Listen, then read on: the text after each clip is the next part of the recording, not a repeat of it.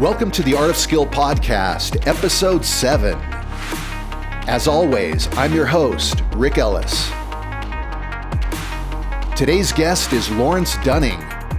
Lawrence is a highly successful real estate investor, a former professional mixed martial artist, a BJJ black belt, Golden Gloves boxing champion, triathlete, marathoner, and one of the most mentally tough, disciplined, and positive men you'll ever meet. Stay tuned.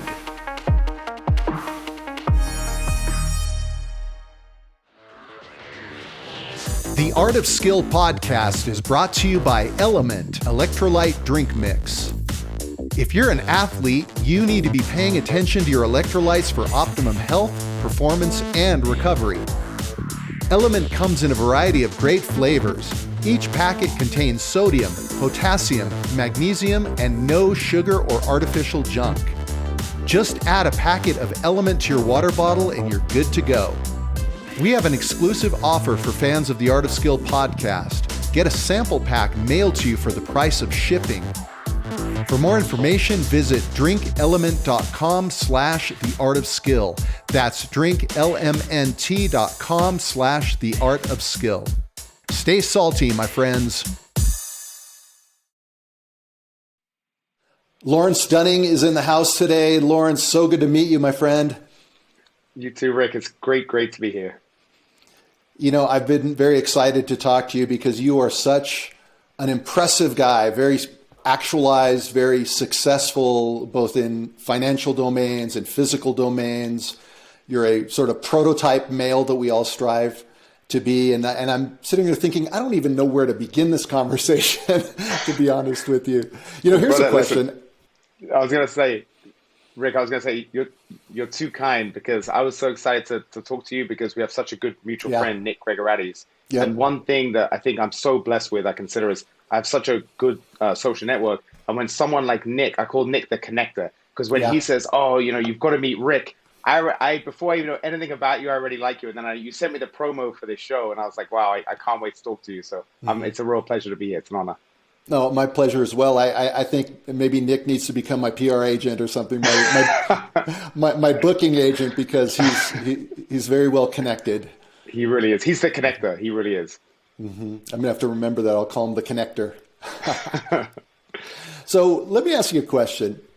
Yes. And this might sound like a strange question, but do you see yourself as an achiever?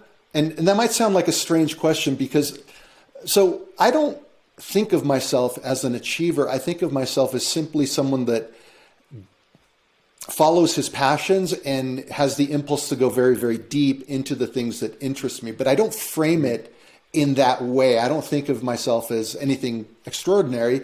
So I'm curious what goes through your mind. Do you have this running narrative of you having to achieve, or how do you frame that in your own mind? Well, Rick, that's such a great question. And no, I've never had that exact way of looking at it in my mind. What I had ever since I was young, and I don't know where it came from, I had a very nice upbringing in London. My parents are still together. My dad's one of my biggest inspirations. I have a very close relationship with my dad. And I had a very nice childhood, but I had this burning desire and this huge fear. I had this fear that I would be on my deathbed with regrets. And I don't know where the hell it came from, but I've always had that. And I think that's been my driving fear whenever I come to these decisions about what I want to do and what the focus and goal of the next few years of my life are going to look like. And it just happens to be where I went through a bit of an early midlife crisis when I changed careers and I stopped fighting at 35. And I remember I was thinking, it was kind of an existential thing. And I thought, man, I started thinking in my head of all the things that I've done that I'm proud of.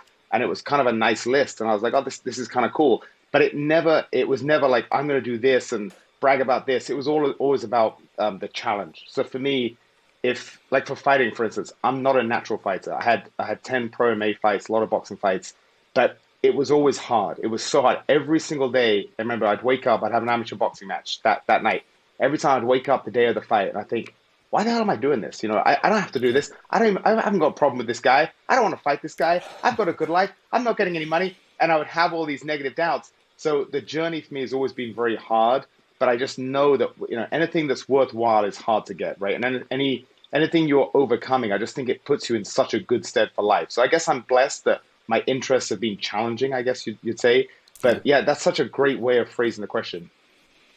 And that question of drive, where does drive come from? And, it's funny because there are men that look to me as someone they want to emulate or someone that's done some things in my life. And sometimes I think, well, I don't know that I can explain drive to somebody because I've been very lazy at times in my life, and at times I've been incredibly driven. And so I don't really know where that comes from in a sense. And, for me, it's more innate. And it sounds like for you, it was But something that you cultivated as a kid. yeah, but I think what it is, Rick, is I think you said something maybe in passing. I think you said you you didn't consider yourself driven, but you follow through. And I guess we're both jujitsu black belts. Mm-hmm. And I don't know about your journey, but my journey to black belt was incredibly difficult. I mean, it's probably took me 17, 18 years with a lot of different breaks in between things I was focusing on. And it was a real tough journey. And I think the fact that you and I followed through, that's kind of a microcosm of our attitude in life. It's when you put your mind to something, you're gonna find a way to get there and to succeed. So I think maybe you don't consider yourself as driven, but compared to the average person, I mean, you have to be very, very driven to get where Yeah. you've got to. Well, and to me, there has to be a deep interest in that thing. I am I'm one of these people that if I'm not interested in something, you have a very hard time getting me off the couch to do that thing. Whereas if I'm interested in it, it becomes this insatiable urge, this appetite to just go and see how deep the rabbit hole goes. Are Look, you that's a that way or how? Yes, that's a great thing. Is that I think you and I both have, to a certain degree, I think we have a lot more curiosity than most people, and Mm, that curiosity takes us. So when we have these small things, so I'll give you an example. I put an Instagram post up a few months ago, and I realized what I liked. Say it's not necessarily jujitsu, or I don't like to educate myself reading books. What I have is curiosity, and that curiosity takes me places. So, for instance, with jujitsu, I've been training a long time, off and on with other interests, and I'm getting older now, and that's not really it never, jujitsu, to be honest, was never, ever really, ever a number one focus. It was always one of my priorities, but it was never the priority like some people. But I realized that I love learning. So for me, jujitsu was getting a bit stale. And then I'm really focusing on the Gordon Ryan DVDs. The way he explains jujitsu, I love his way of teaching and the way he's putting together sequences and he's filling up gaps in my jujitsu. And mm, so I realized that all the things I was doing at the time, I was a new dad. So I was reading all these books on parenting because I was curious. I want to be the best parent I can be. And then I got fascinated with cryptocurrency and I went down this deep rabbit hole because I thought it was all nonsense. And then I realized that maybe I was just old and my mind was too closed-minded to new ideas. And then I started doing more research and I did a complete 180 on that. So I became fascinated about that. Then I became fascinated about, like, I had this rebirth for the love of jiu-jitsu because of setting a new goal that I want to win a high level no gi competition. That was my goal. So I'm focusing on changing my style a little bit for that. So I think it's not a case. I think we're very lucky that we, like you said, you couldn't get us off the couch to learn something that we don't have an interest in. yeah. So that's actually that would be great advice for people that are kind of stuck. Well, they're probably stuck because what they're doing in life is not igniting their soul, and you can tell what's going to ignite the fire. So you have to Mhm. go out and you have to find it. And I think the saddest thing is when people, I know Joe Rogan talks about this, when people are doing it by economic necessity, they're doing a Yeah. job or two jobs that they hate, and it takes all their energy, their time. By the time they get home, they're exhausted, they're grumpy, they fight with their wife, they don't want to play with their kids. It takes everything they've got. So it's so difficult if you're in that situation to say, you know, well, I don't like my job, but I can't, money is forcing me to stay there. You can't say, well, I want to start this business or something. Whatever the drastic change is, it's so hard to make that change. And I think Mhm. I've been blessed by a father who had me working since I was a kid. My first job was at 12 and I was trading, stocks when I was 15. Like I've always been entrepreneurial. Yeah. So I was lucky that I had the finances to be able to follow my dreams to an extent. It took, till my mid 20s till I really became an entrepreneur. But and I did my fair share of crappy jobs when I was young. So I think too many people, they if they don't like where they're at, they can't bridge the gap between where they're at and where they want to be. And I Yeah. think that gap that you have to bridge, the reality is you're going to have a few years of life sucking, and maybe you have to work a part-time job to free up capital or whatever it's going to be. But I think that's the key is what's your goal? Well, your goal should be to find something that ignites your passion. And Yeah. then how am I going to get there? And that's the hardest thing, isn't it? It's It, like, that is the hardest thing. And so many guys, yeah, well, there's a couple components to this. One is that a lot of people, they stare out the window and they ask themselves, what do I want to do with my life? But it's my conviction that you will never find what you want to do by waiting passively for that inspiration to strike. You have to do something. You have to jump onto a path and start walking down the path, even if it's not exactly the correct path, because that's what's going to lead you somewhere. And I think just so many guys, they're paralyzed by this, just sort of waiting for the heavens to open up and finding what that thing is. But there's no passion in that thing unless you've walked that walk, you've walked that path. right. But I think, Rick, another great way of looking at it, something I never thought about this before, because I was always a big dreamer. And Jordan Peterson talks about in his first book, he said, aim down. And then I looked at some of my wife's single friends who are just so clueless and they're complaining they can't meet their dream guy. And it's because where they want to be and the guy they want to attract, there's a difference. So if they, instead of aiming for step number 100, find the perfect partner. And this applies to anyone who's single and they're frustrated in dating. Instead of trying to see, well, I want to meet this perfect guy, how am I going to meet him? Just say, well, what am I passionate about? Say you love animals. Okay, I'm going to volunteer in an animal shelter. Right. Then while you're doing that, you're probably going to meet someone with the same interests who's going to like animals. Just like you said, put yourself in positions where where things can happen. But that's not the ultimate goal. My ultimate life goal is not to do charity work in an animal shelter. But that might be the first step, and then the second step. So too many people, they're at step 1 and they're looking at where they want to be at step 100, and they're looking at that instead of looking at step 2, step 3. So I think that was really good advice. I never appreciated that until more recently. But the best advice to people is aim down. It's kind of like what I'm blanking on his name. He runs a supplement company on it. I'm blanking on his name. Marcus. Marcus, yeah, that's it. He had a whole book and it was called, it was about the perfect day. And that's kind of the same philosophy, right? It's like, instead of thinking about, I want the perfect life, start with the perfect day. If you have a perfect day where you look after your health and you do your job and you end up by making love with your girlfriend or everything it's the perfect day. And then, okay, we got the perfect day. Let's try and replicate that. And then over time, you're going to get to where you want to be if you keep having perfect day after perfect day. And I think a lot of people it's the thing they want is so far removed from their current reality that they can't even take that next step. Whereas if you were to just make the smallest change in your life, the smallest step that moves you in the general direction that you want to go, those things add up. Mm-hmm. Yeah, I think it's really one thing fascinating when we were just talking before we did this. I mentioned the book The Fountainhead, and you said that was kind of a profound read for you too. Yeah. And I remember I was working for this trading company, and I was making them an insane amount of money. And not only was I seeing just the tiniest fraction of it, but I had this little Napoleonic complex boss who just abused me every day. Like I literally he abused me so badly, and that we're in the same trading pit, that whatever I did, like if I did a good trade and I did 300, he screamed at me that I should have done 3,000. And if I did a trade he didn't like, he was screaming at me. But the ironic thing was he was the boss of the company, but he was a horrible, like he would do a trade that would lose money. Then he would go off and have a 20-minute cigarette break and he'd miss 20 good trades. He was a terrible trader, but of course he was the boss, so he could do whatever he wanted. Yeah. But I remember it's so ironic because he would see me reading, because when the trading pit was slow, you couldn't leave, he left. He left for his cigarette breaks every hour for 20 minutes. But the idea is you never know in the trading pit when a good order is going to come in. And that good order could be your whole month. So you have to always be there. But when it's dead, what do? People are just talking shit. They're reading the newspapers. They're just being bored. So I would just sit and read books. I've got to be there anyway. I would just sit down and I would just have my head in a book.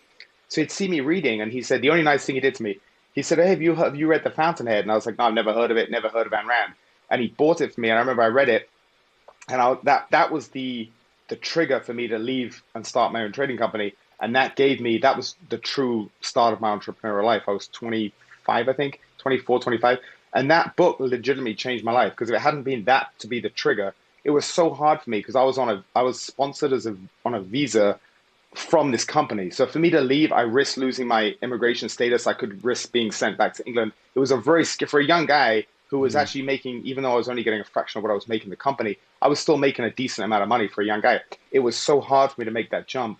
So sometimes we do need those big inspirational things, but it it was such a good spark. So I think the best thing that we can do from podcasting is just try to give people, just give them ideas and give them sparks, and let them know that life can be what you want to make it. You don't have to settle. I think that's the best advice you can give people, is just don't settle.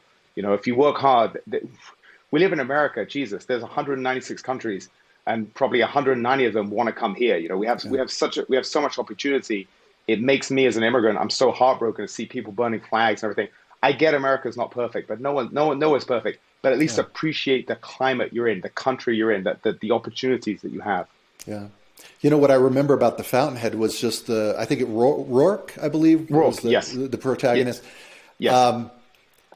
Just how unrelentingly uncompromising he was when it came to his vision and what he wanted to do, even if it cost him everything. He was Everything, yes. unwilling to compromise, and that's very interesting. I've always found that very very interesting. Exactly, because he had such principles that his principles, he'd put them before anything, before his job, before his girlfriend, before his friends. And that's kind of I actually just finished a book called The Warrior Ethos by Stephen Pressfield. And he talked a lot about that, about ancient Sparta and the Romans and the great Greeks, and how they put their principles before anything. And that's why in the special forces, you're gonna give up your life to save your team, because that's your principle. Your principle is your brotherhood. And I think to an extent in the modern day, we've really lost that a lot. And that book, it's great because that book was written, I don't know, 60, 70 years ago. But that book, it applies to 2021 more than almost any other book. I mean, talk about timeless principles and lessons with everything that's going on. So I think it's a really, really important read. You'll get a kick out of this. So, and there's yet another connection between you and me, my friend. So I went to Cabo San Lucas. I think I was 16, maybe 17, and I went with my mother on this little mini vacation. And so I was just hanging out on the beach, and this guy befriended me, and we started getting up in the morning, and we'd go on runs, and he was like a workout guy, and so he would invite me to go work out with him. And he was reading the Fountainhead, and he gave it to me at the end of the trip, and I took it home and read it. And I know that you were just in Cabo with a group of guys. Yeah, I was just there for a bachelor party, and I'm far too old. I don't drink alcohol, but I did have a really, really good time. And my voice, actually, I finally got my voice back because I was just yelling and having a great time with the guys. So it was a great time. It was a great time. But talk about, we are kindred spirits, Rick. Yeah, I saw that photo with you and a bunch of men down there, and I thought, oh, does he lead a men's group? Is this like a some kind of self-actualization thing going on down there? And how do I get involved? Sadly, it was a bunch of old guys trying to party. Some of those guys, they couldn't even make it out to dinner. They forget, these guys in their early 40s, they forget that they're not in their 20s anymore. But it was a lot of fun. That's another thing too. Thinking about talking about that book, The Warrior Ethos. I think there's an important thing that I know for myself. It doesn't matter, how good your relationship is with your girlfriend or your wife. There's something very, very important about men getting together with other men. And if you look at some of these ancient cultures, so for instance, in Sparta, that during the day, the men were training and, practicing for their craft. They were warriors, and they would all have dinner together. They would all sleep in the same area. And then even if a married guy, he couldn't see his wife until after nightfall, he'd have to sneak off into the female quarters. They can hang out and be a married couple. He would have to be back by sunrise. So they said for the first 5 years of Spartan marriage, they never saw their wife in the daylight. And I think so that obviously that's a bit extreme, but I think too many people, and one of the things that I feel most blessed about myself, and I think we get it from jiu-jitsu, is we have that brotherhood and that community. And of course, there's an awesome female team of badasses that I train with. Some of my students are female. They're awesome practitioners. But there's something to be said for men being around other men, and I think it's very healthy. And that I got a lot out of this weekend. Like a part of me was like, I'm kind of too old to be going to Cabo and doing this. I'm married. I got a 9-month-old son. But just being around the fraternity with men, I just think is so healthy. Because I've always had that. I had that when I was a trader. In the trading pit was I think there was 1 or 2 females out of 100 guys in that trading pit. It's very, very intense, very close. You got the guy. You got people just crushing your personal space. It was so. So in that, it was a very awful environment to work in. So to deal with that and the stress of trading, you got this raw brotherhood. And I think Yeah. the same with MMA and with jiu-jitsu and with boxing. And I just think it's so, because I was really blessed. That group of guys I was with, I only knew about half of them. I was very good friends with the groom who's getting married. And it was actually a very good, you can tell a lot about a person who he surrounds himself with. Hmm. So if you're 40 years old and you can get 17 guys to fly to Cabo, a lot of them had newborns and families. That's not an easy thing. That's a testament to your character that you're surrounded by those kind of people. Yeah. Yeah, that's amazing. And you mentioned jujitsu, and it's a way for men to come together, women too, but for men, that bonding, the rite of passage, which Yes. in modern society, there's no real rites of passage anymore, at least in the sense that in ancient cultures there would be that moment where there's something that you have to earn, and through the earning of that, it becomes a rite of passage. And that's why I think one of the reasons why jiu-jitsu is so powerful, it harkens back to this time when we had those sorts of things, which have been almost completely lost in the modern world. Yes. And I definitely think for me personally, as much as I enjoy the physical aspect of training hard and getting a good workout and sweating a lot and choking people and trying not to get choked, that physical aspect is only half of it. The other Hmm. half is just the camaraderie and the even if it's just 10 minutes when you're stretching at the end of class, some of the conversations you hear, I think jujitsu definitely it appeals to a certain type of person. It's human chess. So I think Hmm. they're much more intellectual and unique and different conversations than back when I was a boxer, whereas the boxing crowd was a little bit more just go in, get your training, get out of there. So that there's Hmm. something definitely to be said for that. And you're so true about that rite of passage. I think that's a huge problem. I mean, how many kids are just playing video games and just not really getting off screens very much, and they just think they're missing out on so much. And it gives people a connection that maybe wouldn't normally interface. The Yes. mats don't care. They don't care if you're a Yes. stock trader. They don't care if you're a garbage collector. It's just what Well, you I do think on the mat. It's all that I, matters. Rick, that's so true. Especially now, it's become so. The U.S. right now is pretty much split down the middle Yeah. politically, and Yeah. then you think it would be over after the election. Now COVID's become a political issue, and it's so sad for me. And it's such a good reminder when you see a group, a jiu-jitsu class go, and you've got probably cops and criminals are probably on the same mat. You got people on the left, people on the right. You got extremists, you got conservatives, you got moderates. Everyone's just getting on, and it's it's Yeah. it's such a good reminder because when we're so like I like to think I'm an evolved person, and you gave me a very nice instruction, Rick. But I'm just trying every day to work on my flaws, and I'm full of flaws like everybody else. Yeah. And I think I noticed the first few months of shutdowns when we closed the gym, I would just see that some of my teammates I would see on one side and then on the other side they were kind of going back at each other on Facebook, and it just made me so sad because I was like, man, you guys have been friends for years, then you don't see each other for 3 months, and then this tribalism takes hold of you. You forget that these are your brothers you're training with, and you're going at each other. And I think Yeah. if there's one thing we have to be like kind of like how you and I would say we're comfortable being uncomfortable, where you get in those jiu-jitsu positions where you're just trying to get a little bit of space to keep breathing and not tap. You have to get comfy being in these uncomfortable situations that normal people would panic. I think we have to get comfortable with being in a society where everyone has different views. Like, I don't want my friends all to have the same views as me. Yeah. I want my friends to be different, and I want them to have their own views based on what they want to think, not what they're being told to think. And I Yeah. think that's It's so important. it's a funny thing for a lot of people these days. There's no compartmentalization between the personal and the political anymore. It's all Yes. commingled into this thing, and these are separate domaines. And Yes. I'm not sure what the answer is. They're not asking me to fix it. I definitely think it's more tolerant. Don't if you've got there was I can't remember if I always get Brett and Eric Weinstein confused because they're both such smart guys. But Mm. one of them kind of went on a rant a few months ago on a podcast, and I agree 100% with it. And he was saying, if someone's telling you a friend that you know and has always been decent, but someone's saying he's a bad person because of something he said or his political views, he's like, number one, who are those people to judge? Like, fuck them. They shouldn't be judging. Anyone who's judging, like, no one's perfect. So Yeah. if they have this moral spirit that they're free to judge vehemently somebody, that kind of shows their character. And I don't really want to listen to them anyway. But he said, I don't want my friends to be perfect. I want my friends to be trying and to be human, and they're my friends for a reason. And I definitely stand by that.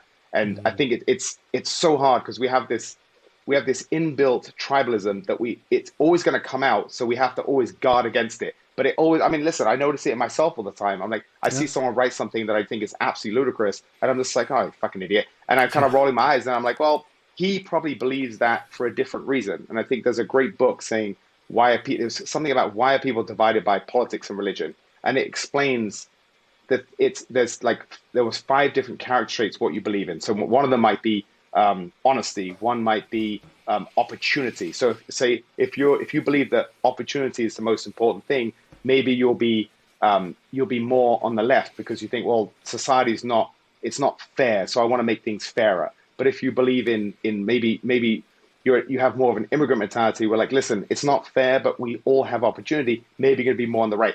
That doesn't mean you're a good person or a bad person. It just means you're prioritizing certain things when you make these Mm-hmm. decisions.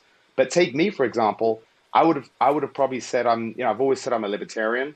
But recently I feel like every week I'm leaning more towards anarchism. I'm like someone like Michael Malice, I think he makes more sense than 99% of people that I'm hearing talking on the left and the right. So Mm-hmm. like, and also things are changing. When I was young, I would say I was about as liberal, I wanted Yeah. everyone to be happy. And I was like, oh, I would have said I'm a crazy, crazy liberal. I didn't even think about the cost of things. So yeah, the government should pay for everything. I didn't have the knowledge and the life experience to realize that you can't just pluck money off trees. So I think everyone's opinions are always changing, and their opinions they have today, they could be for very good reasons. But just because they're different from yours, that doesn't mean that we got to get off this thing or like your team versus my team. It's just so divisive, and it's just so sad because um, I don't know how conspiratorial you want to get, but I think we're also we're in a country where there's a lot of other countries that are competing for things, Yeah. and countries like China, they don't look at a 4-year election cycle. They talk about generations. That Yes.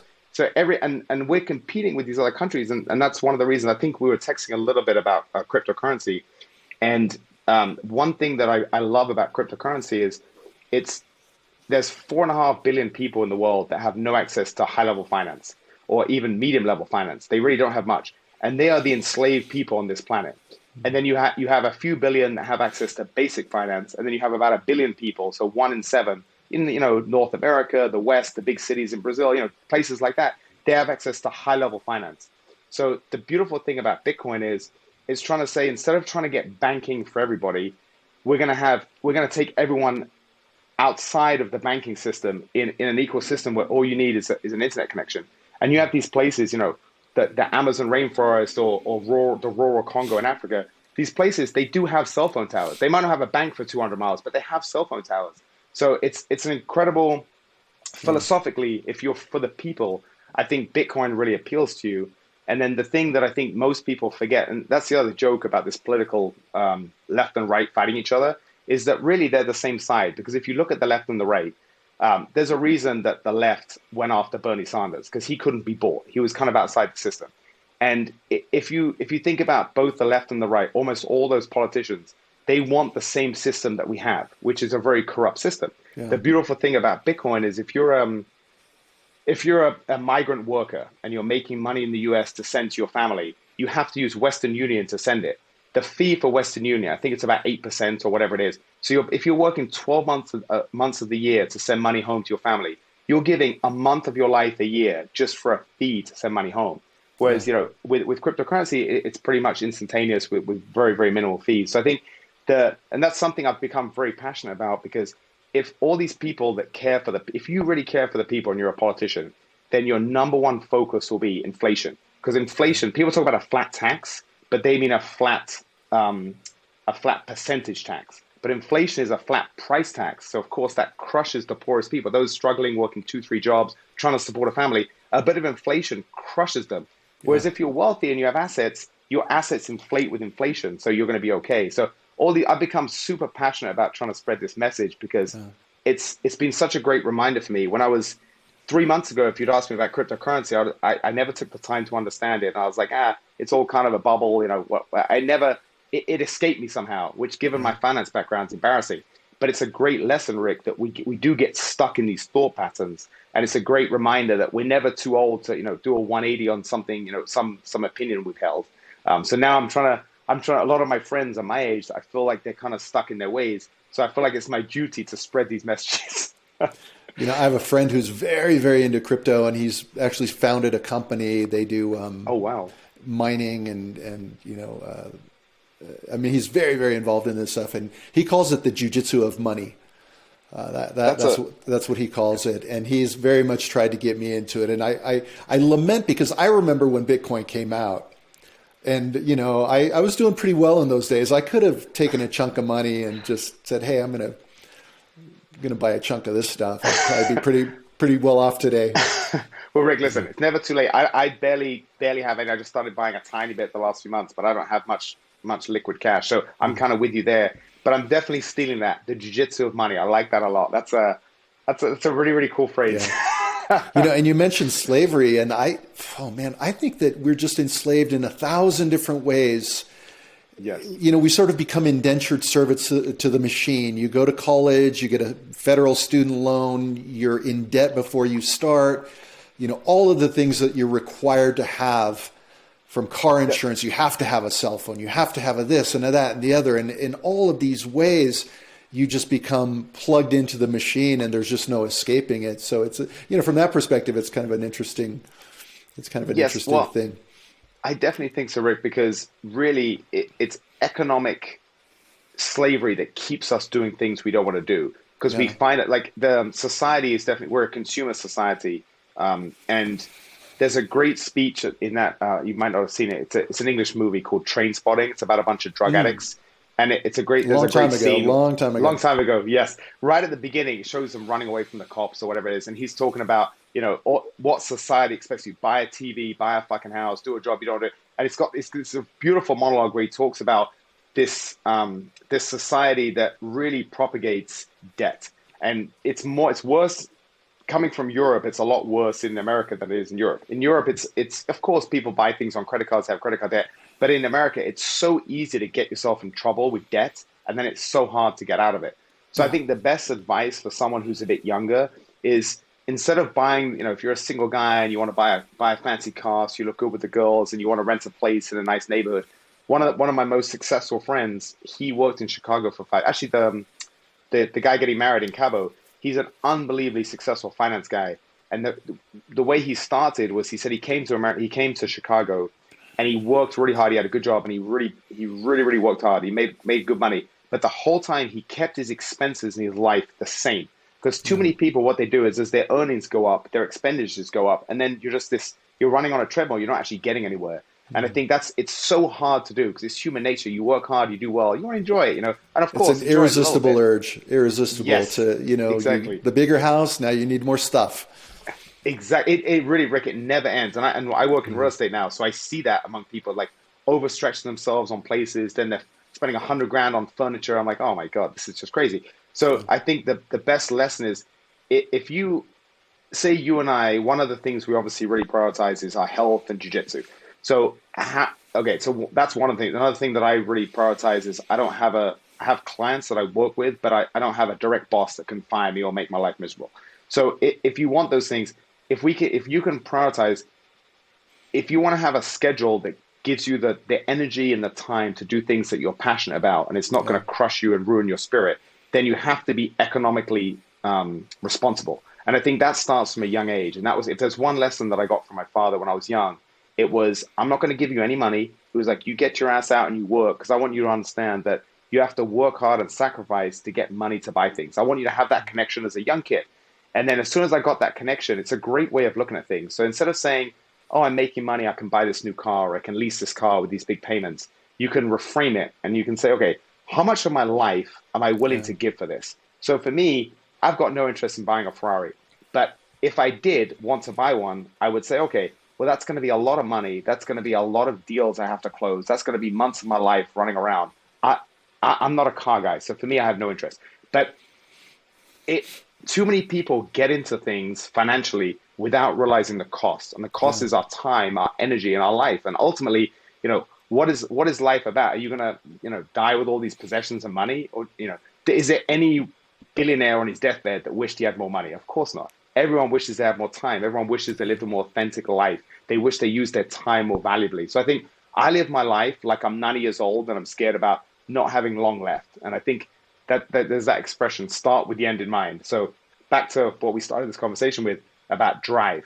So if my drive is, I don't want to be that old man on his deathbed with regrets, how am I going to live my life to make sure that's not me?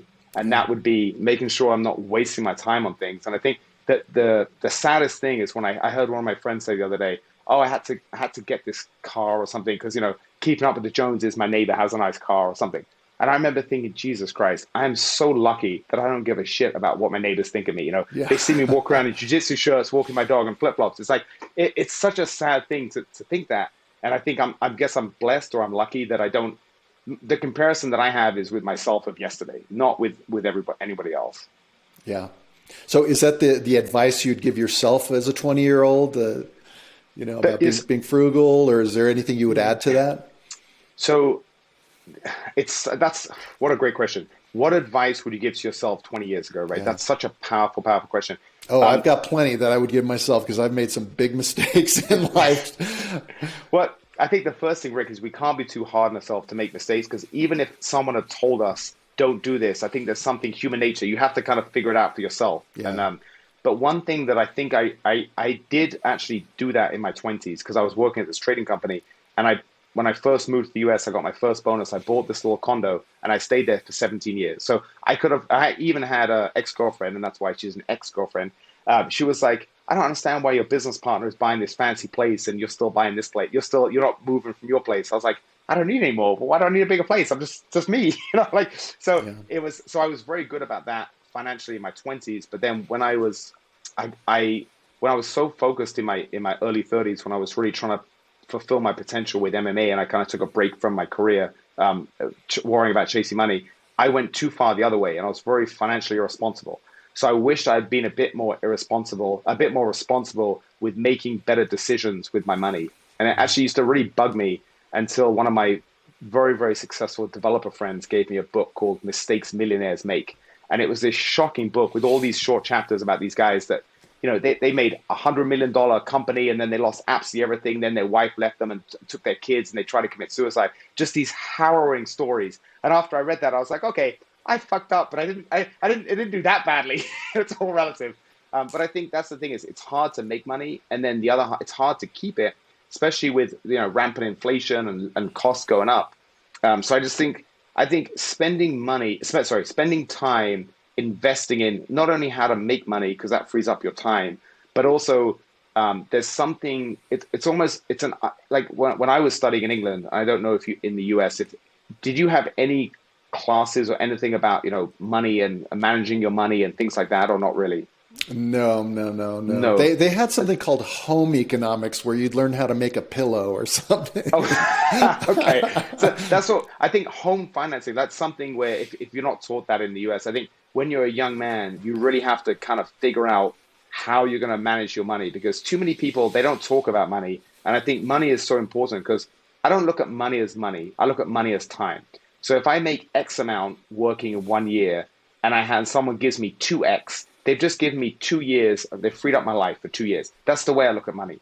So I think by looking at it as time, you're gonna prioritize it a lot more. And because money really is freedom. Because what is that expression? It's fuck you money. So when you have fuck you money, it basically means you can say fuck you to anyone. You're not reliant on anyone. Yeah. You have that freedom. And I think too many people now, especially people that they write the wrong tweet 6 years ago and someone digs it up and then they get fired. All this madness that we're seeing right now. I think it's so, if you don't have any savings and you're kind of reliant on your job and that happens, that is so devastating. And I've been rich and I've been poor, and I can tell you, having money, for me, it's that feeling of not being reliant on anybody. And I think that is so important in life. Yeah. And it sounds like you're not driven by the pursuit of money. You're driven by the pursuit of doing things that you enjoy, and the money follows. And that's always been me. In one sense, I've always been terrible with money, because money in itself is meaningless. It doesn't provide any motivation for me. Yes. it's the doing of something that's very interesting, and hopefully it'll lead to some compensation, some remuneration there. And sometimes I wish that I had been, because I've never been an investor. Sometimes, it's just not that interesting to me to figure out how to make money with my money. I'd rather pour my energy into more pursuits that I'm into. But sometimes I wish that Yes. I was better at that aspect. But Rick, I think it was kind of the thing when Hicks and Gracie started teaching jiu-jitsu out of a garage, or Jorge and Gracie, and they had absolutely nothing, but it was their passion. But they Yeah, became very wealthy from that passion. So there's definitely something to be said for that. But I think, I mean, listen, obviously you're doing okay. So I mean, you've definitely you've had this great life. So you're, because really, there's a great book called Die with Zero, and my friend just gave it to me, and it sums up the way I lived my life. And what it basically what it says is, when you're young, you have the health and you have the time. And then as yeah, you get older, you still have the health and you have money, but you have less time. And then when you're really old, you tend to have a lot of money and a lot of time, but you don't have the health to do great yeah, things. So it's this weird cycle. So his thesis is, even if you have to kind of, um, if you're in a traditional career where over time you're making more money, there's this fine dance, and I don't know the answer to this, but it's a fascinating thing to think about. It's almost like you wanna front load. It's almost like if you could borrow a few hundred thousand from your future self when you're young and then pay it back, then that would make a lot more sense. Because when yeah. you're old and retired, there's so many things like we can't do because physically we're just too old to do them. So I think that's a really interesting concept. I don't have the answers to it, but his whole thing is, why would you die at 75 and give your grown-up kids an inheritance? Just say, for instance, say you got two kids and you have all this money. Why not, when they're 25, buy them a house when they need the Yeah, money? And I yeah. think he had some really good points about money. I don't have the answer. I'm very passionate about money, not for money in itself, but for what it provides. Like kind of what we talked about, the freedom and the Yeah, potential and the ability to follow your path and not be shackled by yeah. something you hate doing. And you followed your path when you were a trader. You owned your own trading company, and then you made a decision to literally give your company to an employee and run off and start a career in mixed martial arts. So tell me about that a little bit. And that was, so again, talking about mistakes, Rick, that was a big mistake, because what I should have done is I should have just backed him and then we would have split the profit. But I didn't, I was so Mm, burnt out at the time. I was so exhausted, trading so intense. I just said, take it. So that was a big mistake that I made.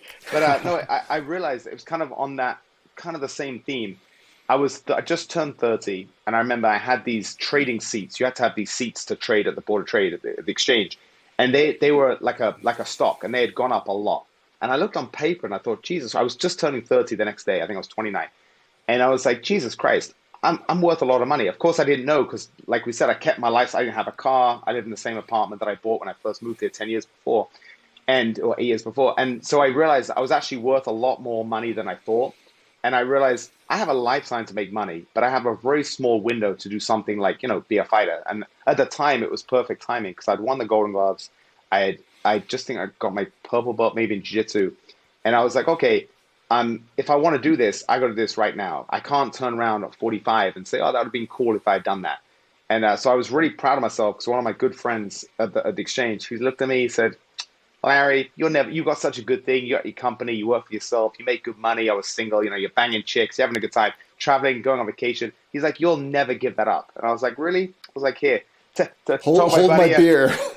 exactly. I was like, take it, I'm done. And that was it's so funny, because looking back, some of those training sessions were so tough. I trained, looking back, I trained I way overtrained, and the sparring back then, I tried Was to, much more brutal. They're smarter yeah, now. They're smarter exactly. now. It was literally just when I was finishing the last fight or two, I realized it, and I toned down the sparring, and I left a bit more for the actual fights as opposed to leaving it all in the gym. But I remember those sessions. I would dread my hard sparring days. I'll be driving the gym, and I was like, what am I doing in my life? But it's so funny, because now looking back, I'm in my office right now, and I have from my last fight, my old pair of fight shorts and my gloves, and there's a picture of me in the corner covered in blood from a nosebleed. And I always look at that when I'm having a frustrating day, and I'll look at it and I'll say, man, they were such good times.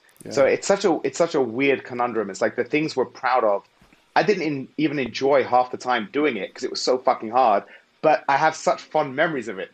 Whereas the difference is, say you go out and you're drinking and you're having a debaucherous evening, you're enjoying every second of that evening, but you don't tend to look back on it years later like that was such a great time. So that's Yeah. such an interesting dilemma. I don't really have the answers to that, The but it's things you just have to really earn and dig deep are much more exactly. memorable.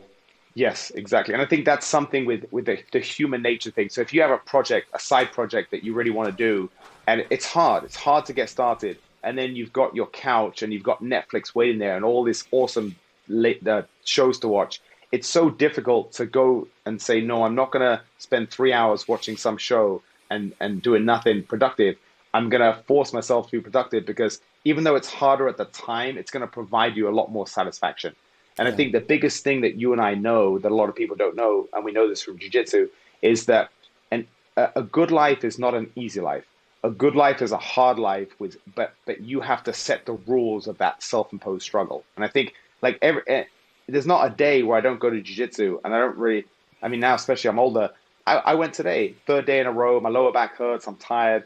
I didn't there was a lot of other things I'd rather do, but as soon as I was finished, I was so glad I went. And I think that's a great reminder about a lot of things in life, not just sports.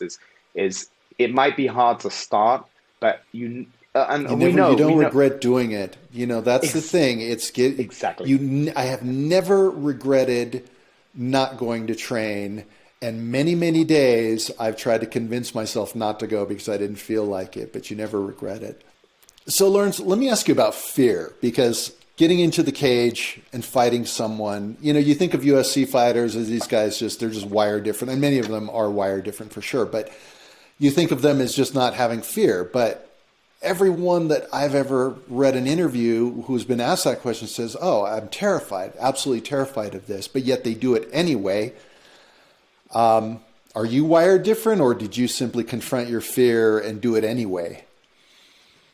That's a great question. I think there's two types of fighters. I think there's the more cerebral ones, and I would consider myself that type, where you're incredibly anxious and nervous. And you're anxious and nervous all the way up until the first engagement. So if it was a boxing fight, it would be the first exchange of punches. If it's MMA, it would be either the first strike or the first clinch. Hmm. And then after that, I can say even a tough fight that, let's say I lost a decision. I still enjoyed it. I enjoyed the intensity and I enjoyed the physical challenge. But all the way up until that first engagement, it was awful.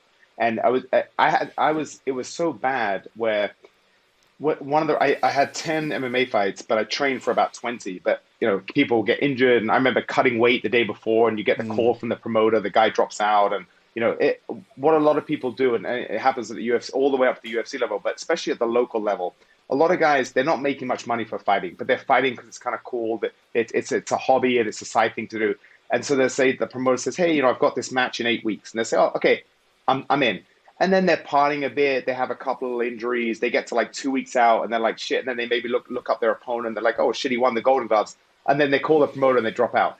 So that Hmm. happened a lot. I trained for a lot of fights that didn't happen, but either way, I would always get to the stage where I was about 4 weeks out from an MMA fight, and I would think, man, if I could just click my fingers and be done with this fight. I just wish I could do that because I hated the anxiety and I felt like I couldn't even think past 4 weeks. If I had a wedding 5 weeks or a vacation 6 weeks after, I couldn't even think about that stuff because I have to get through the fight first. So Yeah. it was always on the back of my mind. And then I remember before my third pro fight, I remember having this distinct memory where I looked up at the cage and I saw my opponent got in first. I was walking there and he was kind of a jack-looking guy, had tattoos, kind of looked scary. And I remember thinking, it's such a funny thought to have before you're going to get in a fight. But I remember looking at him thinking, man, that guy looks kind of tough.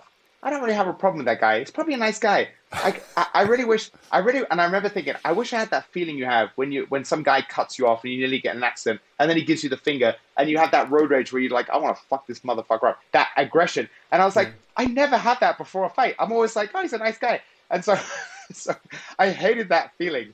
But it It's was funny. just so It's funny how some guys have to really psych themselves up and get into that real negative mind space. And then there's Stephen Wonderboy Thompson, yes, who who's super nice. he's just Yeah, super nice with everybody. He doesn't care. He'll help his opponent up once he knocks him out. that. So I was exactly like him. I mean, I lost the decision of a fight that I thought I won, but I remember I need him in the body. Clearly, it wasn't close to his cup, and he basically was.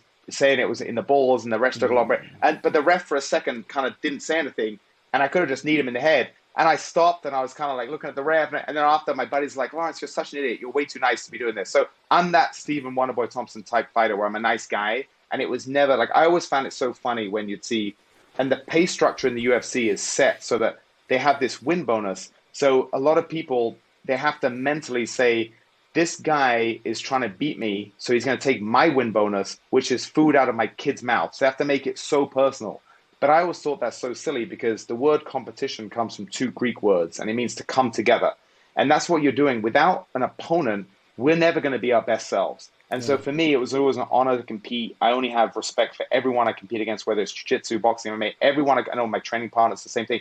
We are brothers. And it's so silly to me when you have these fighters talking shit about each other, because if you think about it, of all the people on this planet, we're a tiny fraternity.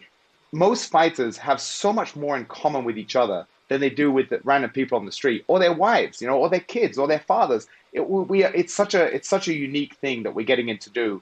And so I never really understood that. But I wouldn't say I was scared. I always just wanted to get it over with. I was anxious, but I did recognize that without that fear, that's what drives. Like if it's 3 weeks out and I want to have, I've got to cut out the chocolate cake and go and do some extra miles to lose the weight. It's that fear that's a motivator. So I think it's good to have that fear. Is MMA the hardest thing you've ever done, or what is the hardest thing you think? You've done some triathlons. It's funny. I've done a few things. I think on my 35th birthday, I broke up with an ex-girlfriend. And that's the hardest thing you've ever done. No, that was actually easy. But no, I was single, and there was a race I always wanted to do. It's a 35-mile ultra marathon in South Africa, and it just happened to be on my birthday 2 weeks later. And I was like, my 35th birthday, 35-mile ultra marathon race, and I thought, I got to do that. This coincidence is too much not to do. So I found a ticket. I flew out by myself to South Africa, and I got there. And I was in shape. It was between when I was fighting, so I was in good shape as a fighter. But I remember thinking, I'm not in shape. You weren't a long distance runner. Exactly. I'm not in shape. That's a different adaptation. Yes, exactly. And I remember that was tough. When the first 30 miles was beautiful, the sun was coming up, and there was this camaraderie. It's a very big deal in South Africa, in Cape Town, and it was beautiful. And the first 30 miles flew by. But I remember it started to hurt more and more. The last few miles, I remember having this thought. It's a funny thought, Rick. So I remember thinking, all those pussies that I train with, the fighters, they have no idea what pain is. This is real pain, because it was so freaking painful. That's probably off the top of my head. That was running an ultra marathon when you're not trained for it, weighing 188 pounds. That's very, very hard. Yeah, but I think that's because I was going to say you're pretty jacked. You're not. You think of marathoners, they look like concentration camp victims. They've emaciated themselves so they can be efficient. Exactly. But that's not you. So yeah, that was really, really tough. But I get through stuff like that because I can take my mind to a dark place and keep going. And I think I developed that skill from boxing. When I first started boxing, my coach, he thought I had really great conditioning, and I had pretty good conditioning, but he thought it was a lot better than it was. I never told him. So what he would do is he'd put me in the ring and he would just rotate guys at me. And I was an amateur boxer, so I'm competing for 3-round fights, 3 rounds. And these professionals that fight for a 12-round title fight, in boxing, they say it takes 10 years to develop a good 10-round fighter. So it like when you first start professional boxing, you do 4-round fights, then you go to 6 round, then 8 round, then finally 10 rounds, and then it's only 12 rounds for a title fight. So this is years of your career to build up to that. But I remember he would have me in the gym, and I would regularly do 10, 12 rounds sparring with fresh people. And I remember it was so funny. I played this trick with him because I'd get back to the corner. He'd always ask me, he's like, "Hey, how you doing? Are you okay? Give me a sip of water." And he'd take my mouthpiece out. And I'd be like, "Oh, I'm fine, coach." Inside, I was dying. Everything hurt. I wanted to quit. I was exhausted. But I was like, I almost tricked myself. And so it was all, I think a lot of conditioning. And I see this even at the high level in the UFC. I think a lot of it is mental. And David Goggins talks about this, where we evolved to have these shut-off switches way before we can actually shut down. But it's that self-preservation mechanism. And I think it's our duty to overcome that. So I managed to do awesome things. And I remember after that race, I was really hurting. But I had an MMA fight, I think a month after, and I was still in Cape Town. So I was going to some gyms and I was training and I could barely move.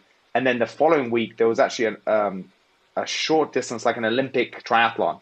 And I was like, I got to do that because I want to swim in the waters where the great whites are. And it was the last thing I wanted to do, but I was like, fuck it, I'm here, I'm going to do it. So I did that too the following week, and that was pretty painful too because my legs were still sore. But yeah, I think there's something to be said for putting yourself in positions of discomfort for the mental strength, because that mental strength, you can apply that to anything. You have an important presentation for work and you're a bit nervous, and then you remind yourself, like, well, I used to fight in a cage with a pair of Lycra shorts. This is going to be a lot easier than that. And I think these are great things. The big problem with the youth today is that they haven't done anything hard, and so they don't know what they're capable of. They have limits on their own performance. And that's another subject, and I've talked about it with other guests on the podcast, and it's been a pet peeve of mine for a long time, is that parents today, they shield their kids from any failure. The participation trophy that, when I was a kid, and I'm a little older than you, but you jump in the back of a pickup and you go down the highway and you're not wearing your seatbelt, and you're like, life was just a little more dangerous and it was totally fine. You fell off your bike. No one cared. You didn't wear a helmet. It didn't matter, but we've developed this softness, this, everyone has to sort of shield themselves from some normal pain. And I think that's why jiu-jitsu and some of these things are incredibly valuable. Well, and they can be incredibly hard. A lot of guys, they can't handle the truth of that when they walk in. It's too hard because they've never had to dig deep at all for anything. Right. And I think we're doing a huge disservice to the youth by that. And there's a great expression when you're trading. Every time you do a trade, when I first started trading my old company, I wasn't allowed to trade in the pit for I think 18 months. I had 18 months of practice trading, and I would have to take all these exams because there was a lot of money at stakes. They wouldn't just let people trade. So the first lesson I learned, and it applies to trading, but it also applies to life. And it says, it's every time you do a trade, you ask yourself, what is the risk and what is the reward? Yeah. So, and you can apply that to anything. That's how much money you can make, how much money you can lose in the trading aspect. Let's say, let's look at this environment right now where we've had shutdowns for a year and a half. Well, what is the risk for another 2 years of shutdowns? Well, you're going to risk 2 years of your life. What is the reward for shutting down? Well, yeah, you can save yourself from potentially catching COVID, but you're going to miss out on 2 years of your life. So for me, I would look at that and I'd say, you know what? I'm a healthy person. I don't really consider myself at risk. I've also been vaccinated too, so I really consider myself even less, to be at risk. So that on a risk-reward metric, I'm happy living my life almost completely unchanged. Whereas other people that have never had struggle, they see a death toll on CNN, and they don't realize that when you have a population like 300 or 400 million in America, just from statistics alone, there's people dying every second from a million different things, natural causes, suicides, car accidents, all these different things. But when you see it as a meter running, it freaks you out. So your risk reward metric is completely skewed. And that's just an example of, I think, something we're dealing with today where I think we have that way out of whack. And I think that comes down to your point is kids are too coddled. And I'm in that interesting situation because I have a 9-month-old son now, and I don't want to live. I hate those parents that live vicariously through their kids. I live vicariously through myself, and I still have my own goals. But I want him to have a good. Obviously, I love my son. I want him to have a wonderful life. But a wonderful life is not an easy life. Yeah. I want him to learn, and I think the best way he can learn that is through hard sports. And I want him to learn that life is number one. The best lesson I think we have to learn is life is not fucking fair. Some people are born 4 foot tall, and some people are 7 foot tall playing in the NBA. Like, life is not fair. We all have different gifts physically, mentally, emotionally, spiritually. We all have different gifts. So we have to accept what we have, and then we have to have some kind of link between effort and outcome. And I think the best thing with that is sports. And fighting was a great thing because I think I trained hard than almost all my opponents, but some of them beat me. And why? Maybe I trained harder and I was more disciplined, but maybe they had more natural talent, or maybe they were just fighting's exciting because it's luck involved too. So I think it's a great thing to teach kids, and I think it's a great thing for us to remember is do not wish for an easy life. Wish for the strength to endure a hard one. And I think that's really important. And it's funny. This is a long story. I don't necessarily want to get in on this podcast. Maybe you and I will have this conversation one day, but I owned a very successful software company at one point. My son, he's 21 now, and he's an incredible software developer. He started when he was very, very young. Incredible, absolutely incredible. He worked for me, and he watched, my company got acquired, and it's a long, convoluted story in which Nick knows this story. I made $36 million. The moment I signed that paper, a year later, it was all gone. The deal evaporated, and I was left penniless. It cost me everything to extricate myself from this gigantic mess. And part of me is grateful that my son went through that with me, because had I not, I mean, maybe he would just be a lazy kid who's got everything. Instead, he realized that, you can't take anything for granted and you have to work for it. So in a way, it's a gift. And so I'm sort of happy for that in a certain sense. So yeah, don't coddle your son too much. let him suffer. No, but Rick, I think that's what you just said. I think about this all the time. That's such an interesting dichotomy, because as I'm sure that must have been such a devastating thing for you to go through. But there's some statistic, I don't know, I can't make the exact. There's a huge majority of American millionaires are first generation millionaires, because when people are born to millionaire parents, it's very hard for them to have that work ethic, because they have so many things given to them. Yeah. And so one of my mentors in a real estate developer, he's unbelievably successful and he has 3 kids. He talks about this a lot, and he said that one of his biggest struggles is he works so hard so he can give his kids everything, but he doesn't want to give his kids everything because he wants them to have his work ethic. Yeah. So and so I think you can give them a good lifestyle where they can live in a nice house and they can go on family vacations, but I think they have to suffer. They have to have some element in their life. So I think that the only thing that I can think of that makes sense is hard sports, because then they can get these lessons without actually risking their life, or it's. But I think there's something that is so important. Especially think about the world we live in now, where how many jobs in the next 5-10 years are going to be completely irrelevant from technology. Yeah. So we have to be anti-fragile, and we have to be adaptable, because I think about my job, the blockchain behind cryptocurrency, that could easily take over real estate, and I don't have a job anymore, So and I'm comfy with being uncomfortable, that I'll figure it out. And I think too many people, or we don't know, the debt of the West, the debt that the bankers have, it's so insane at this point that yes, it wouldn't take that much to bring the whole house of cards down, and then what?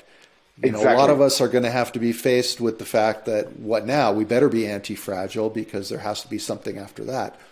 Yes. And there's a great in 2007, 2008, 2009, that they thought that was kind of the end of the financial system, but they managed to kind of plug the holes. But eventually, I mean, we're at the stage, I think, our debt to GDP in the US, I think, is 128%. And in history, if you go above 130%, the system has never, it's over, exactly. Out of 52 countries in the last century, I think 51 have collapsed over that number. And the only one that hasn't, I think, is Japan. But they got negative interest rates. I mean, they're a mess. Their financial system is kind of unique and weird. But it's a very scary thing. And I think too many people, my dad's one of them. My dad's an incredibly sharp guy. But what he always tells me is, he's like, Lawrence, they've been saying this stuff for 30 years. And it was like, well, Dad, at some point it is going to happen, isn't it? It's kind of like, if you keep playing Russian roulette, eventually there's going to be a bullet when you pull the trigger, and it's just inevitable. And I think we're heading that way. And it's so funny. I think so much of what's going on right now, personally, I think is theater. Like this whole mask thing is so funny. I saw Biden giving a speech and he pulled it down to cough and then he pulled it back up. Yeah. I'm in the elevator and guys are like, oh, putting it on. I mean, it's such a joke. Even if it's on, it's not. There's all this space, but it's theater. And I think the left and the right going at each other, again, that's theater, because they're going at each other on these silly issues, but they're not talking about the real issue. And the real issue is what's going to happen to the dollar, And I think it's definitely, I mean, you and I have lived through what are like when we were teenagers, there was no cell phones. And now we've come all the way to, all these people having smartphones in their pocket that are more powerful than the computer that, Bill Clinton had when he was president. Technology has gone so far in such a short amount of time, And we've lived through such a wild change. But I think I'm generally gonna, I don't want to say excited. I'm generally curious to see the next decade of Yeah. all the craziness. Because I think the last 18 months have been pretty wild, and I think it's going to keep going. And Yeah, it it's on us. feels And like we're heading toward a moment where something pretty drastic is going to have to change. And there's very many data yes, points, many data yes. points that you can look at that are all sort of converging in this way. And you know, Well, if you're a half glass empty guy, then you're a very pessimist looking at all this, or you could be an optimist. But something's going to happen. We know that. Well, Rick, you're a smart guy, been around for a bit. You've seen a lot of things. Does this stuff keep you up at night? Some of the things about like AI taking over, and there's a lot of things that people are worried about. US declaring bankruptcy, Yeah, some kind of civil war between. There's a lot of things we can freak out about. yeah. Does that ever keep you up at night, or do you just you accept that you can't Yeah, I control? accept. You know, you can't worry about the things you can't control. All you can do is worry about the things you can control, and you know, maybe keeping your pantry stocked. Maybe you do certain things to maybe give yourself an edge. But there's so much that we simply don't know. So no, I tend to not give it too much mental energy. Right. Yeah, exactly. We have to choose. We're not a what do they say now? We're an attention economy, right? So we have Yeah, so many demands for our attention from different things. We have to. It's on us to choose what we're going to listen to. So, for yeah, instance, for me, I try not to look at any news because the big news I'm going to hear about from friends, and the yeah. little news is just irrelevant. So it's just Yeah, I'm there's pretty always going tuned to out be to all that stuff. yes, You know, it's just I call it the matrix. I try to stay unplugged from the matrix unfortunately, mostly exactly. because you know there's so much disinformation, there's so much misinformation, there's so much politicization. You know, it's just Exactly. and you can just get so sucked into that. There are better Yes. things to do with your life, and maybe we're heading toward a reckoning, but it's better to live each day. Just doing things that make you happy. I agree. And that's actually one thing I love about podcasts is generally podcasts is just it's positive energy, it's inspiration, it's listening to people's stories and I Yeah, get inspired by that. And I think, I love long form conversation. I think it's so important. There's too many that people are realizing these silly little sound bites and everything. I mean, it's just nonsense. So it's very hard to get into anything deeply in a yeah, few minutes. You have to give it time. And yeah, I think I've got so much out of it, and that was one of the reasons I wanted to start my own. yeah, Is because I just want to. Nick was actually a good mentor for me. He said you want to balance your consuming and your producing, and he said, yes, Lawrence, you consume a lot, but you're not producing enough. And I thought that was a really back to balance. I think that's a yeah. really That's brilliant. important thing. Yes, we Yeah, have to be balanced on those things. Lawrence. One last question because we're heading toward the top of the hour here. What is left for you to accomplish? What drives you today? What are you looking for in the future? I think when you and because you're a dad, do you remember your son's a bit older? Do you remember how it was the first 6 months of you being a dad? Did you feel like your motivation, your goals changed? Do you remember? Yeah, yeah, for sure. Yeah, very transformative period, of Very course. because I think when I was very depressed when my son was born. So what happened was he came a month early, and my wife, for some reason, she was convinced he would be a bit late. So we are sitting on the couch, and she said, "I don't feel great," and she's like, "I think we might have to go to the hospital." And then she called her doctor, and her doctor said, I think you should come in for a checkup."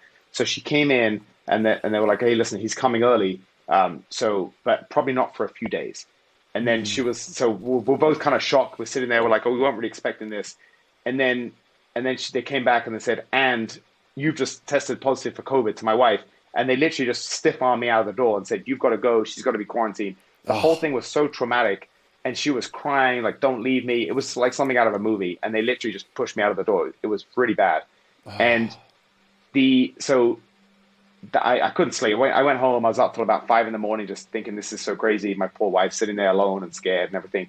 And then I fell asleep for a few hours, and I woke up, and she was calling me. She's like, "Baby, I just gave birth. You're a dad." And I guess he was supposed to come. It was going to be a few days, but it just happened very quickly. Those few hours I was asleep.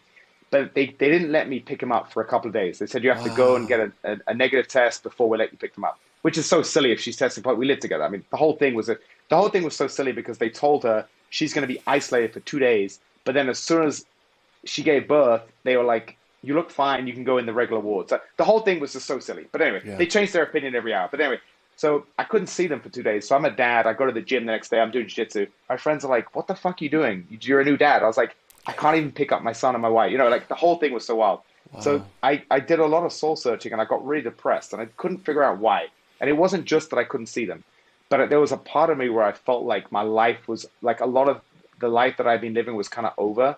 And I was focusing so much on the things I would have to give up instead of the things I would get.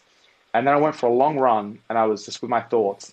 And I decided when I was running, I was like, that I'm not going to listen to narratives. There's a narrative that when you're, that you don't have to be a boring fuck when you have kids. You can still do, Yeah. like, where's that narrative come from? We create our own destiny, right? So I was like, you know what? I've got a mission. And my mission is not only to be the best father and husband and hopefully, we're going to have more kids and I want to have a great time raising a family. But I also want to show, I want to be an inspiration to people that you don't have to stop doing cool things and inspirational things just because you're a parent. And you also, you're not going to do those at the expense of not being a good parent. You can do it all. And I think so. He's given me a lot of motivation. And I'm so happy for that because before I was at that age where, I just turned 40 and I was kind of, you're getting a bit older and you don't have the energy you used to have. And he really ignited a fire. He ignited a Yeah. spark in me. And it's been so that's been really, really wonderful. And I think I'm excited now not to live vicariously through him. Because one thing I hate, you'll see this at jiu-jitsu competitions, where you'll see like some overweight parents screaming at their 12-year-old. And I always look at that and I'm like, man, there was one guy, one of my friends, he was a purple, he was competing and he lost this match, to another tough purple. And his dad comes up to him, this huge gut, and his dad's like, Cron Gracie wouldn't have done that or something. And my buddy kind of gives me a nudge and says, "Yeah, and you ain't Hickson, buddy," or something. It was so funny, but it was just it was so true. It's like these people, these parents that are just completely out of shape, that are yelling at their kids because they want to say, "Oh, my kid's a winner." I Yeah. hate that, but I'm really looking forward to seeing whatever he wants to do.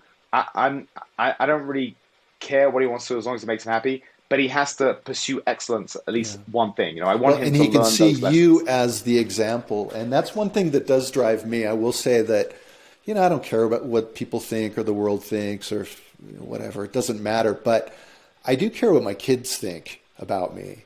And man, it's funny. I was a little bit of a reluctant father. I was one of these guys. I was like, I don't know if I want to have kids. Whatever. My wife wanted to, but I can tell you that, man, it has changed my life. Man, it Yes. has just changed my life. I cannot imagine now not having my kids. They have been just so amazing on so many levels. So it's an interesting, exciting, amazing journey that has many twists and turns. So you will definitely find a depth of love that you didn't even know you had. And the longer this journey goes on, it goes deeper and deeper and deeper. So it's a beautiful thing, man. That's a great point. So there's that famous quote, like, "We don't know what we don't know." And I Yeah, think I always had dogs, and I was like, I love my dog so much, I could never love my kid more than my dog. My yeah, buddies with kids would say, "Well, you just wait and you see." yeah. Just And wait. it's yeah, it's so true. I remember I've even had that already. The first few months I was in a daze. You're a new dad, you're not sleepy, you don't know what's Oh, going and it on. But gets then better. I remember exact, I remember one time my kid was, I don't know, probably 10 years old, 9 years old. And we were in the car. The whole family was in the car. And my kid asked the question. And of course, I knew the answer because when your kids are young, they don't ask real complicated questions. And I remember I answered the question and he just blurted out and he was just beaming with joy. He said, "Dad knows everything." And it's just those moments that are so you know, special where you realize, man, that's so prideful. this is pretty cool. No, but even now he's at the age where when I come home, he's on this little walker. He can't walk, but it's got wheels. It supports him. And so I walk in the door, and the dogs come in to say hi, and then he comes flying around the corner. He's not talking, but he's giggling and smiling, Yeah, and yeah, it's just it's so special. But back to you saying being that inspiration for your kids. I think that's the best thing that we can do is not is not tell them what to do, Show but to them have them through our see. life. Yes, Yep. Hmm. yes. And I think I still say my dad is 72 years old, and he's my biggest inspiration because he's always lived his life on his terms. And so, he had a career at the same company for 30 years. So not from an entrepreneurial perspective, but from what he chose to do with his time and how he prioritized certain things. And I mean, he's 72 years old, and he just last summer he hiked across the Alps, the mountain range, for three Wow. months. And he's always doing active things, and he's just so adventurous. And I'm so blessed to have someone like that to look up to, because it's it's just these limits we put on ourselves. I'm like, I think to myself, if I feel lazy today, I'm like, listen, my dad's 30 years older than me, and he's still going out there and doing cool things. Yeah. And he's still a great, my mom's a bit of a pain in the ass. I love her dearly, but my dad still is a wonderful husband to my mom. So it's so nice to see that, to see them, Yeah. evolving in the marriage, but also him evolving his life. So I think that's a great mission for us, is to show that we can be inspirational figures through our actions, not through our words. Yeah. Well, Lawrence, you are an amazing, beautiful, inspirational person, and I was so happy. I'm so happy that Nick made the introduction, and I hope that you and I can actually get together in person one of these days and maybe do a little training. Maybe you don't drink, but maybe a little glass of wine, and go deeper into some of these rabbit holes. Rick, I would love that. I'd love to get you on my podcast too. You're such a kid with spirit. It's so nice. There's so many negative things about technology, but one Yeah. of the positive things is we can find our tribe of people, and they can Yes. be all over the world, and we can connect on things like this. And I think that is such a blessing to me, that I'm so blessed to have people like you, like Nick, and some other friends in these different states, and we have this brotherhood. And maybe you're not down the street, but hopefully, the world's small. We're gonna find ourselves in the Yeah. same spot, and we'll be on the same mat, and then we can get some food, and just it's such a special thing. So I'm really really appreciate you having me, Rick, and I'm so grateful to Nick for the introduction too. Yeah, likewise. And, it's like when you bump fists, you're friends for life. So I look forward to a long and enjoyable friendship with you. Oh, brother, thank you. Likewise, thank you. All righty. Take care. Bye bye.